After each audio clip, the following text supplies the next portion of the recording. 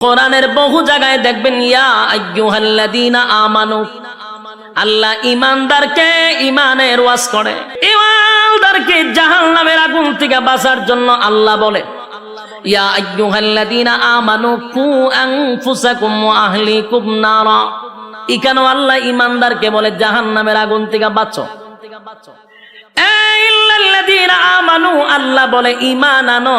তাহলে ঈমানদারকে আল্লাহ ঈমানের দাওয়াত দেয়। কথা কম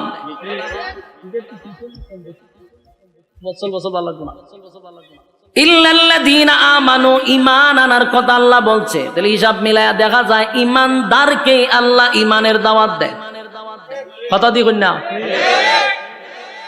প্রশ্ন হলো ঈমানদার, আমরা তো ঈমানের দাবি নিয়ে এখানে বসছি, কেউ কিন্তু বেঈমান হইয়া বসি নাই গো। সবার ভিতরে ঈমান আছে, দাড়ি আছে, টুপি আছে, নামাজ পড়ি, সর্বদিক মিলাইয়া ঈমানদার দাবি করে প্যান্ডেলের ভিতরে ঢুকলাম।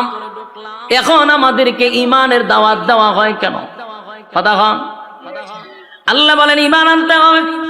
ঈমান তোমরা আনছি কারণ আমরা ঈমানদার দাবি করি বসছি, কিন্তু এরপরও আমাদের কাছে ঈমান মাপার কোনো থার্মোমিটার নেই। না আছে? ঈমান মাপার থার্মোমিটার যদি থাকতো, আর এটা দিয়া যদি মাপ দেওয়া হতো, তাহলে দেখতেন বক্তা শ্রোতা উভয়ের ঈমানের কোটা জিরোতে দেখা দিত। কথা কয় না? কারণ আমরা কোন কথা ঈমান যায়, কোন কথা ঈমান আয় এটা জানি না। ঈমান মাপার কোন থার্মোমিটার আমাদের কাছে নাই রে। এই জন্য আমরা সুদ খায়াও ঈমানদার দাবি করি, ঘুষ খাওয়ার পর ঈমানদার দাবি করি, নামাজ না পড়াও ঈমানদার দাবি করি, টেন্ডারবাজি সাদাবাজি কইরাও ঈমানদার দাবি করি, খুন বদমাশি কইরা ঈমানদার দাবি করি, এরপরে দর্শনের সেঞ্চুরি করার পর ঈমানদার দাবি করি, আর লুটপাট করার পর ঈমানদার দাবি করি। বাস্তব না বাস্তব? একটা কারণ হলো ঈমান মাপার কোন থার্মোমিটার নাই, যার কারণে সবাই দাবি কইরা বসে রয়েছি আমরা ঈমানদার ঈমানদার। আমরা যদি আসলে ঈমানদার হতাম, তাহলে আল্লাহ ঈমানদারকে ঈমানের ওয়াজ করত না। যুবক ভাই, ঈমান এমন একটা বড় নিয়ামত, ঈমান সবচেয়ে বড় নিয়ামত। ঈমান কেমনে যায় আমরা জানিও না। হাসতে হাসতে ঈমান আমরা বিক্রি করে দেই। 5 টাকার চার কাছেও ঈমান বিক্রি হয়। কথা কই না দি? বুড়া বুড়ির সময় এলে দেখবেন লাঙ্গল মার্কায় গিয়া চা খাওয়ায়, কয় বুট কারে দিবি, আপনারই দিব। চা আপনি খাওয়াইছেন, বুট আপনারই দিব। এবার আনারস মার্কা চা খাওয়াইছে, কয় বুট কারে দিবি, আপনারই তো দিব। চা না আপনি খাওয়াইছেন বলে হ্যাঁ। একতারা মার্কা গিয়া জিগায় বুট কারে দিবি, কফি খাওয়াইলাম, বুট কারে দিবি, আপনারই দিব। বলুন তো দেখি বুট কয়টা দিল? কয়জন রে? বুট একটা দিল 3 জন রে। ঈমান আছে না গেছে? তাহলে আমাদের অভ্যাস এত খারাপ, 5 টাকার কাছে ঈমান বিক্রি হয়। কথা কয় না? আবার অনেক মানুষ ফার্মেসিতে, কদিন আগে আমি গেলাম, দেখি এক বেচারা ডাক্তার রে কইতেছে কালকা ওষুধটা না খাইলে মরি গেছিলাম বুকের ব্যথা। তার মানে ওষুধে তারে বাঁচাইছে। এই কথাটাও সাংঘাতিক। আমরা কিন্তু এগুলা বলি, এই কথার দ্বারা ঈমান চলে যাওয়ার সম্ভাবনা আছে না নাই? ওষুধ আমাকে বাঁচাইতে পারে না। আবার অনেকে বলে আমার সন্তানটা যদি বিদেশে না থাকতো, না খাইয়া মরতাম। হয়নি? কোন কথায় ঈমান যায় আমরা জানি না। যুবক ভাই, আমাদের ঈমান দে আমাদের কাছে থাকে না, এটা আল্লাহ বালা কইরা জানে। কথা কয় না? আমাদেরকে আল্লাহ বলেন বান্দারে, জায়গায় বে জায়গায় মাথা টেকাইলো, কিন্তু ঈমান যায়। কথা কই না দি? মাথা খার জন্য, কপাল খার জন্য বানাইছি। রব্বে কারীম বলেন কপাল আমি বানাইছি বান্দা আমার জন্য, একমাত্র মাথা নত করবি আমি আল্লাহর কাছে। আল্লাহ ছাড়া কোথাও যদি মাথা নত করো, ঈমান থাকবো নি। জায়গায় বে জায়গায় মাথা টেকাইলে চলবো নি। মাজারে দরগায় বাবার পায়ে, অমুকের পায়ে, তমুকের পায়ে মাথা টেকানো যাইব? ইমান থাকবো নি? তাহলে আমাদের ইমান ঠিক এইভাবেই চলে যায়।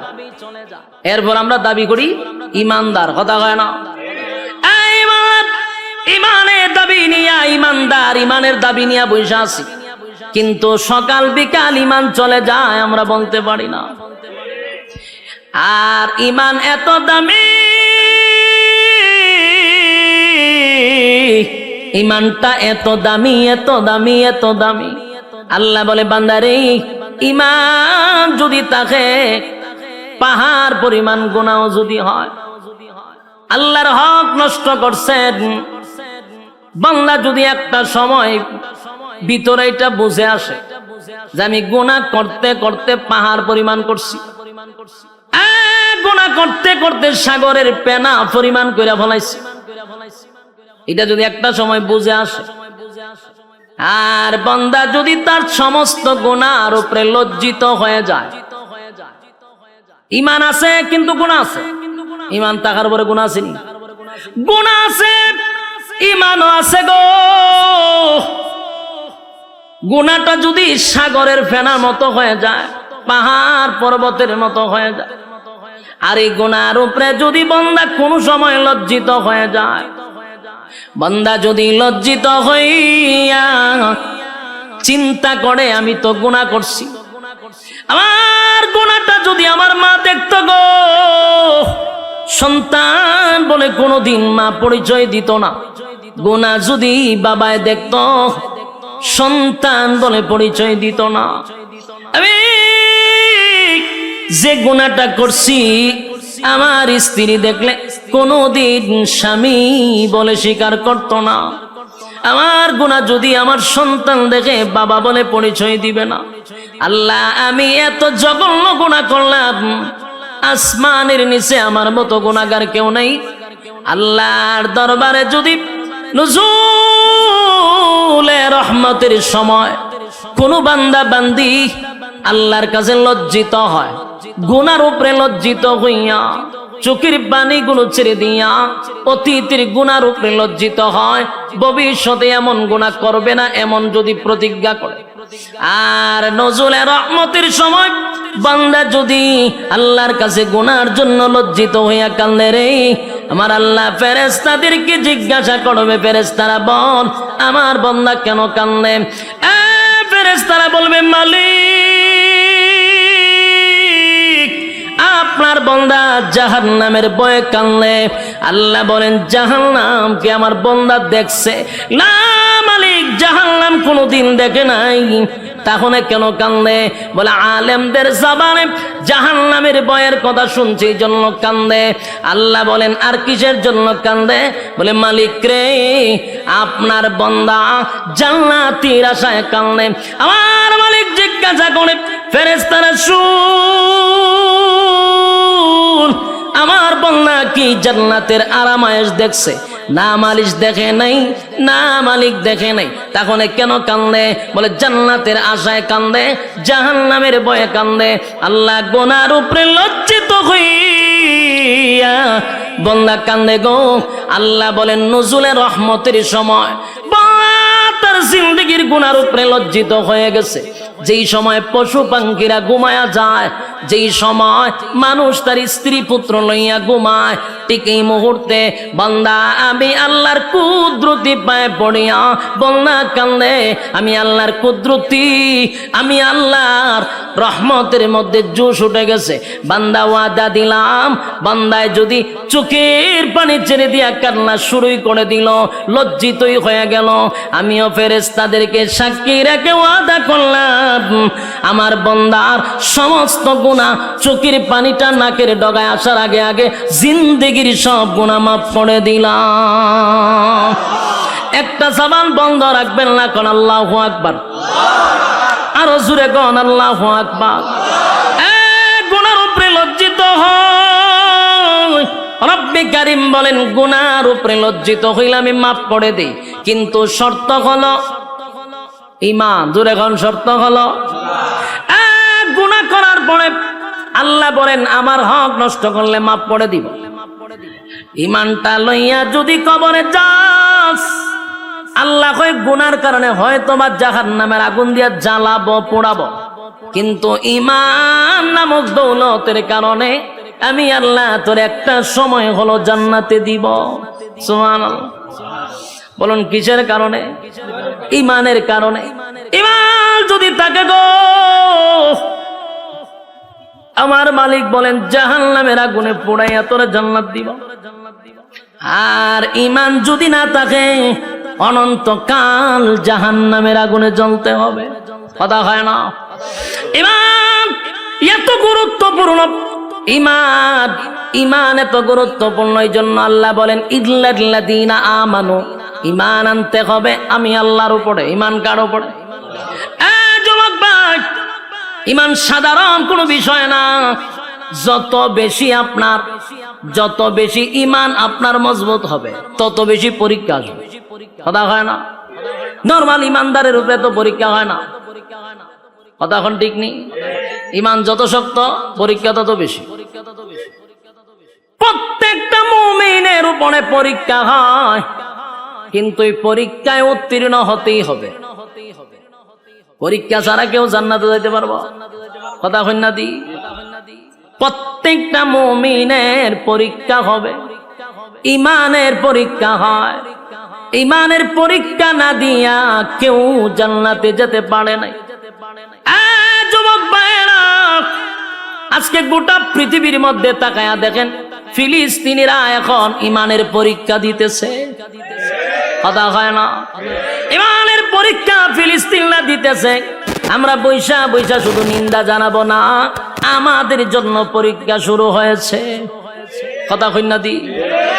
ফিলিস্তিন মার খায় আর আমরা এখানে বৈশা শুধু নিন্দা জানাই, কিন্তু আমরা জানি না ঈমানের পরীক্ষা বাংলাদেশের মুসলমানের উপর শুরু হয়েছে।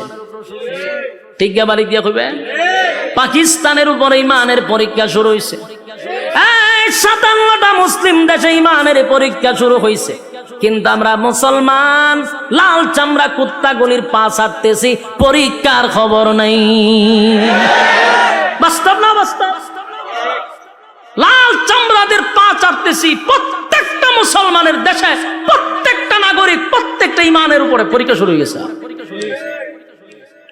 বাংলাদেশে বৈশা আছি, ঈমানের পরীক্ষা শুরু হয়েছে নি? পরীক্ষা শুরু হয়ে গেছে।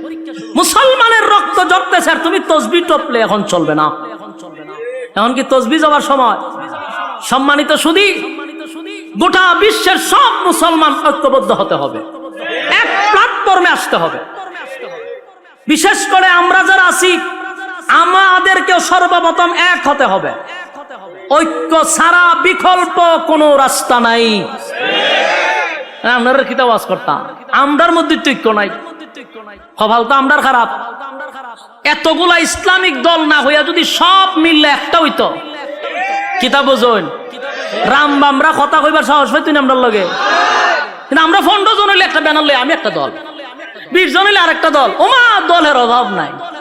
এত দল বাংলাদেশ, সব দল ভেঙ্গে একজনের নেতৃত্বে যদি আমরা যেইভাবে আহমদ শফী সাহেবের নেতৃত্বে সবাই এগিয়ে চলছিল, এইভাবে যদি আবার এক হতে পারি, আল্লাহর কসম এই দেশে ইসলামের পতাকা উড়বে ইনশাআল্লাহ।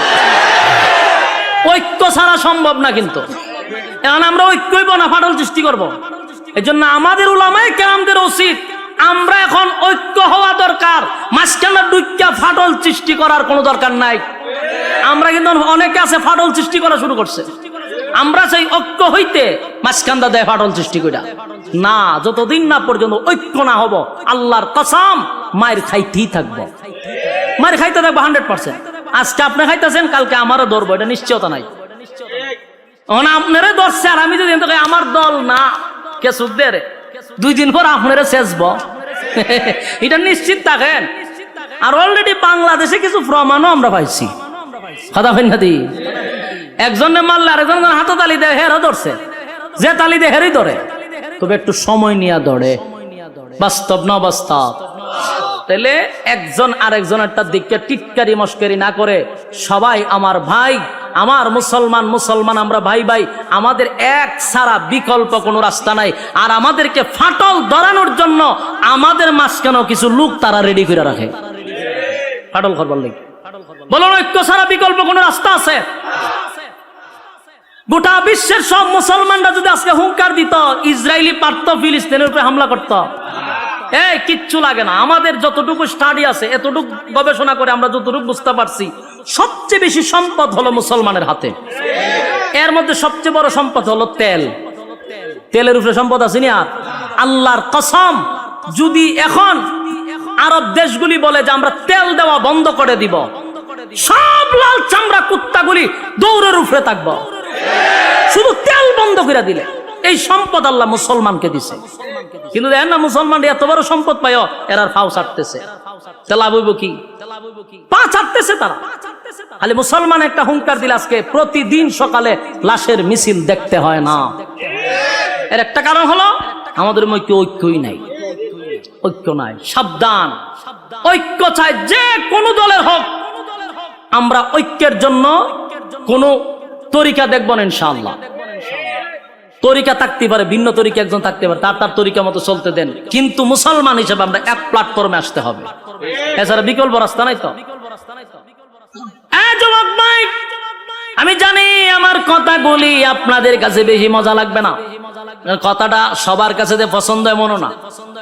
কারণ আমরা দেশে যেহেতু ফন্ডজন লই একটা ব্যানার লয়ে দৌড় মারি, তো সুতরাং আমার এই কথাগুলি আপনাদের কাছে যে পছন্দ হবে এটা আমিও জানি পছন্দ হবে না। কারণ আমরা 20 জন হইলে এখন আমি চিন্তা করলাম আমার সভাপতি বানাও, আমার নেতা বানাও। এই নেতাগিরি বাপ যতদিন না ছুটবে ততদিন এই বাংলাদেশে ইসলামিক আইন কায়ন কোনটি কায়েম হবে না। যতই স্বপ্ন দেখেন ইসলামী হুকুমত কায়েম হবে, কখনো সম্ভব না। কারণ আমার ভিতরে নেতাগিরির বাপ আছে। আমি ফন্ডজন লয়ে সভাপতি হইতাম চাই, ফন্ডজন লয়ে আমি প্রধান অতিথি হইতাম চাই, তো কেমন হইব? যুবক ভাইরা আমার, আল্লাহ বলেন 1 নাম্বার কর্মসূচি হলো ইমান, ইমান, ইমান। আর অলরেডি ইমানের পরীক্ষা কিন্তু শুরু হয়ে গেছে। আমরা প্রত্যেকেই ইমানের পরীক্ষা দিতে হবে। সাহাবায়ে কেরাম জান্নাতীর সার্টিফিকেট পাইছে, কিন্তু ইমানের পরীক্ষা দিয়া। কতক্ষণ পরীক্ষা ছাড়া সার্টিফিকেট পাইছে? সাউন্ড একটু তুলে দেন না, দিদি তো সাউন্ড ঢুকে যায় আওয়াজটা। আমি বলুন, সাহাবায়ে কেরাম যারা জান্নাতে গেছে কি ইমানের পরীক্ষা না দিয়ে গেছে, না পরীক্ষা দিয়ে গেছে? প্রত্যেকটা সাহাবী ইমানের পরীক্ষা উত্তীর্ণ হয়েছে। আমার উপরে তোমার উপর ইমানের পরীক্ষা হবে। ইমানের পরীক্ষা আসলে আমরা অটল থাকবো, ঠিক কিনা বলেন? ইমানের প্রতি আমরা অটল থাকবো, জীবন দিব কিন্তু ইমান দিব না। রাজি আছি? জীবন দিব, ইমান দিব না। মা এবং সন্তানকে দুজনকে গাছে বাইন্দা মারছে। মা সন্তানরে বলে, বাবা রে, আরো যদি নির্যাতনের মাত্রা বাড়ায়া দেয়, সাবধান, জীবন যদি চলে যায় যাক, ইমান দিবি না। ইসলামের প্রথম যিনি মহিলাদের মধ্যে শহীদ হলো সুমাইয়া রাদিয়াল্লাহু তাআলা আনহা। গাছের সঙ্গে বাইদা সন্তানের সামনে নির্যাতন করছে, কিন্তু সন্তানকে নসিহত করে, বাবা রে, জীবন যদি চলে যায় চলে যাবে, কিন্তু ইমান দেওয়া যাবে না। ইমান দেয় না, কারণ জীবন চলে গেলে জান্নাতের ভিতরে আমার আল্লাহ জীবন দিবে গো, কিন্তু ইমান চলে গেলে আর কোনদিন ইমান পাওয়া যাবে না। ইমানের পরীক্ষা যুগের পর যুগ যারা ইমান আনছে তাদের উপরে পরীক্ষা আসছে। শুধু আমাদের নবীর সাহাবায়ে কেরামদের যুগে নয়, এর আগেও যারা ইমান আনছে তাদের উপর পরীক্ষা হয়েছে। কথা কয় না? ইমানের পরীক্ষা আসছে। আল্লাহ রাব্বুল আলামিন রাসূলকে জানায়া দেয়, নবী গো, আপনার আগেও যারা ইমান আনছে তাদের উপর পরীক্ষা আসছে।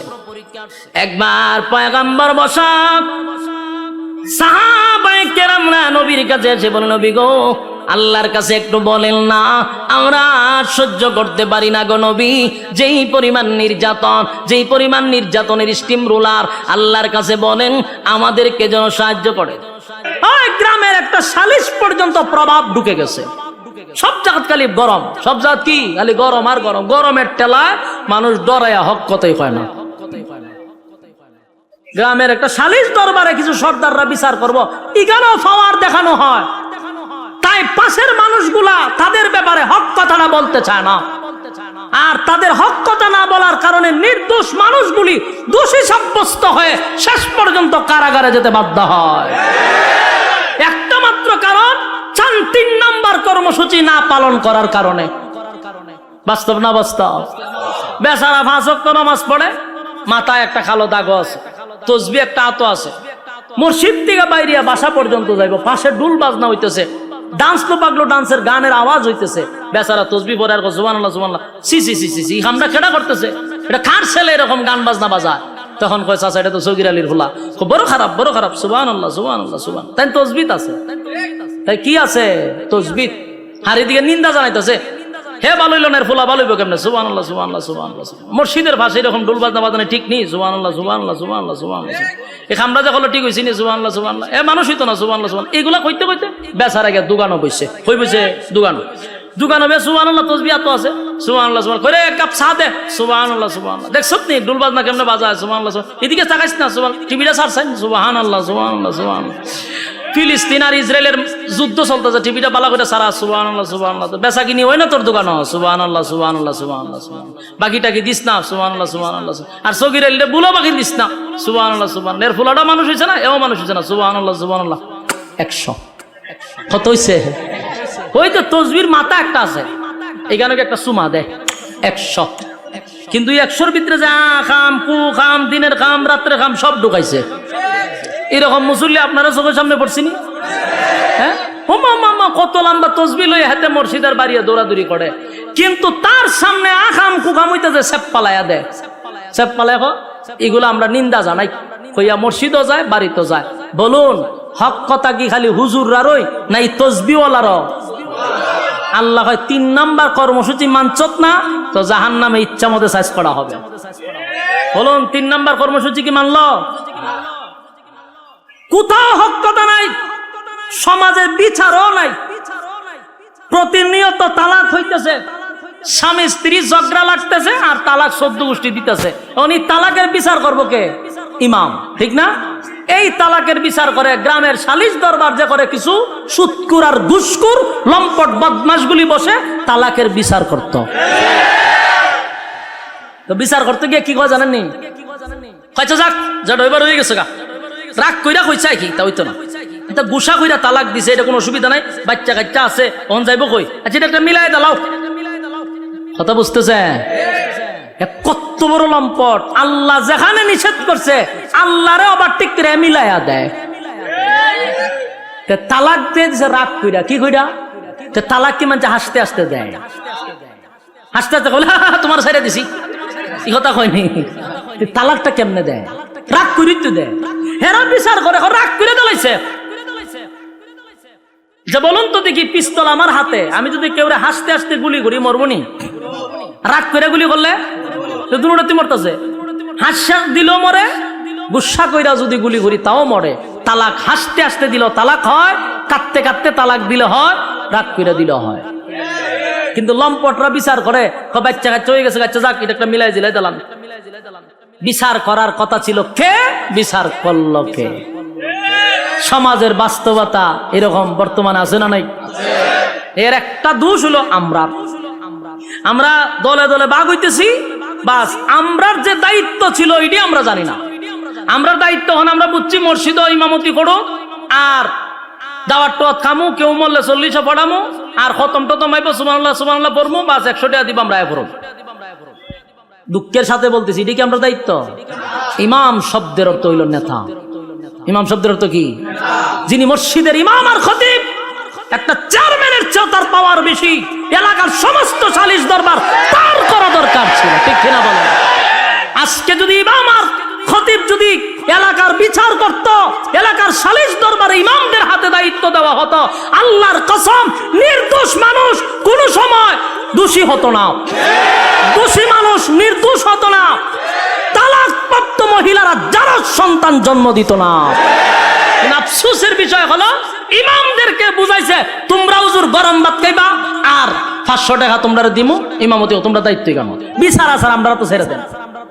কি বাটপারি শুরু করছে সর্দার গুলার বিচার গুলো আমি বহুত দেখছি। তার 10টায় বিচার করতো, ওই গুড়ায় 8টা এক, কিন্তু বিচারে গিয়া পাট পাট হয়। আগেই পরামর্শ করে, আমি এমনি কমু তুই এমনি কবি, তুই আর আমি লেগে যাবো ঝগড়া, বিচার আবার 1 সপ্তাহ পরে ফেলাম। আমি নিজে উপস্থিত ছিলাম এর এই মিটিং এর মধ্যে, আমি তো তার সাথে চলি।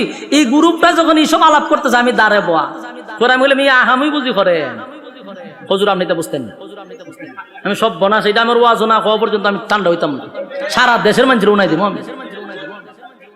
হেরা বইয়া নিয়ত করতেছে আমরা যখন করে 1 সপ্তাহ ধরে তো বিচার হইতেছে না, কিতা করান খাল খাতে আমি শেষ করে ইসলাম, তুই তো মাঝখানে বাধা দিলি, কয়ে বেটা আজকেও বিচার হইতো না, আমি কম এমনে তুই কবি এমনে, তুই কবি এমনে, বাস লাগে তোমার চোখা আবার 1 সপ্তাহ পরে। এর লাভটা কি জানেননি? প্রত্যেক বিচারের ডেটে একটা করে বেনসনের প্যাকেট 1000 টাকা করে পকেট, বিচারের আগে ভাউটি পায়। এই হচ্ছে সালিশ দরবারের অবস্থা। সত্য না মিথ্যা? আর বর্তমানে গরিবের তো বিচার নাই, যার টাকা নাই এর বিচারও নাই। বাস্তব না বাস্তব? হ্যাঁ, সত্য না মিথ্যা? আওয়াজ দিয়ে কোন সত্য কথা বলে যাই, মন দিয়ে শোনেন সবাই, সত্য কথা বলে যাই, মন দিয়ে শোনেন সবাই, এই সমাজের কোনো কাজে শান্তি তো ভাই মোটে নাই, এই সমাজের কোনো কাজে শান্তি তো ভাই মোটে নাই।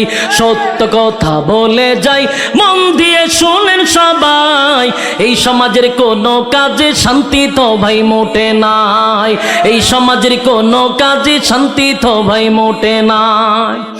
অফিস আদালতে বাইরে ঘুষ বিনা চলে না কাম, ঘুষ পাইলে সব সারেরা বলে না সে নয়েল কাম। বাস্তব না বাস্তব? অফিস আদালতে বাইরে ঘুষ বিনা চলে না কাম, ঘুষ পাইলে সব সারেরা বলে না সে নয়েল কাম। ঘুষ না দিলে আদালতে, বাস্তব না বাস্তব? ঘুষ না দিলে আদালতে মেলে না গরিবের ঠাই, এই সমাজের আদালতে গরিব দুঃখীর বিচার না। বাস্তব না বাস্তব? দেখা নাই বিচার নাই, কথা হয় না দি? দেখা নাই দাঁড়ে দাঁড়ে ঘুরতেছে, কোর্টের বারান্দায় বারান্দায় ঘুরতেছে, টাকা নাই বিচার নাই। আর টাকা আছে, ওয়েলকাম, প্লিজ সিট ডাউন। কি লাগবে, গরম না ঠান্ডা? ওই যে টাকা আছে, স্যারে ডাক দেন, বসেন, কি খাইবেন স্যার? গরম না ঠান্ডা দিতাম। আরেকবার দুয়ারের ভাগা ঘুরতেছে, দরজার কিনারায় কিনারা, বিচার নাই। আর হেরে কয় বসেন, গরম না ঠান্ডা। বাস্তব না বাস্তব? অফিস আদালতে বাইরে ঘুষ বিনা চলে না কাম, ঘুষ পাইলে সব সারেরা বলে না সে নয়েল কাম। ঘুষ না দিলে আদালতে বাইরে, ঘুষ না দিলে আদালতে মেলে না গরিবের ঠাই, এই সমাজের আদালতে গরিব দুঃখীর বিচার নাই, এই সমাজের আদালতে গরিব দুঃখীর বিচার নাই। সত্য কথা বলে যাই, মন দিয়ে শুনেন সবাই, সত্য কথা বলে যাই, মন দিয়ে শুনেন সবাই, এই সমাজের আদালতে গরিব দুঃখীর বিচার নাই। কথা হয় না? নামদারি কতকে মুসলমান নামাজ রোজা ছাড়িয়া, খাজা বাবার নামে গান গায় ঢোল তবলা বাজাইয়া। নামদারি কতকে মুসলমান নামাজ রোজা ছাড়িয়া, খাজা বাবার নামে গান গায় ঢোল তবলা বাজাইয়া। আরে গঞ্জার কুলকে টান মারিয়া, আবার গঞ্জার কুলকে টান মারিয়া খাজা বাবার শান দেখায়। কেউ ভাই আবার নবী দাবি করে ইমানটা হারায়, কেউ ভাই আবার নবী দাবি করে ইমানটা হারায়। সত্য কথা বলে যাই, মন দিয়ে শুনেন সবাই, এই সমাজের কোনো কাজে শান্তি তো ভাই মোটে না। বাস্তব না বাস্তব? কথা বলতে হবে। রব্বে কারীম বলেন 3 নাম্বার হলো হক কথা। কর্মসূচি যদি মানুষ, প্রত্যেকটা মানুষের উপরে দায়িত্ব হলো হক কথা বলতে হবে। হক কথা বলতে গিয়া ইমামের ইমাম নাও থাকতে পারে, খতিবগিরি নাও থাকতে পারে, বক্তাগিরি নাও থাকতে পারে, সালিশ দরবারে সর্দারি নাও থাকতে পারে, কিন্তু আল্লাহ বলছেন 3 নাম্বার কর্মসূচি হলো ইমাম। ইমান আনতে হইলে কয় নাম্বার? 3 নাম্বার কর্মসূচি কি? হক কথা। জোরে এখন 3 নাম্বার কর্মসূচি কি? হক কথা বলতে হবে। এবার হক কথা যদি না বলেন, কিয়ামতের ময়দানে আল্লাহর দরবারে জবাব দিতে হবে। কথা কয় না? যুবক 4 নাম্বার হলো বিসসবর। 4 নাম্বার হলো সবর করা। 4 নাম্বার কি? ধৈর্য ধরা। সবর যদি থাকে তাহলে যার ভিতরে ধৈর্য আছে সে ঈমান আছে, ঈমানটারে ধৈর্য দিয়ে রাখতে হবে। যার ভিতরে ধৈর্য নাই তাহলে ঈমান রাখা কষ্ট। 2 নাম্বার হলো নেক আমল, তাও ধৈর্য লাগবে। ধৈর্য ছাড়া কি নেক আমল করা যাবে? কথা হয় না।